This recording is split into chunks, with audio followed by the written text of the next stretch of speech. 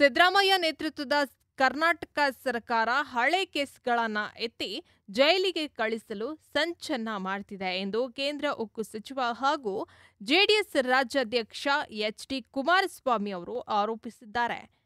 ಹಿಂದೆ ಇದೇ ಸಿದ್ದರಾಮಯ್ಯ ಅವರ ಪಾಟಲಂನನ್ನ ಒಂದು ದಿನವಾದರೂ ಜೈಲಿಗೆ ಕಳಿಸಬೇಕು ಎಂದು ಸಂಚನ್ನ ಹೂಡಿತ್ತು. ಹೀಗಿರುವಾಗ ಅವರ ಪಾಟಲಂ ಕೂಡ ಅದೇ ರೀತಿಯಲ್ಲಿ ಕನಸು ಕಾಣ್ತಿದೆ ಎಂದು ಕೇಂದ್ರ ಸಚಿವ ಎಚ್.ಡಿ. ಕುಮಾರಸ್ವಾಮಿ ಅವರು ಹೇಳಿದ್ದಾರೆ.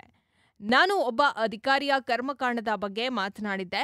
ಮಾಧ್ಯಮಗಳ ಮುಂದೆ ಅವರ ಕಥೆಯನ್ನ ಬಯಲು ಮಾಡಿದ್ದೆ.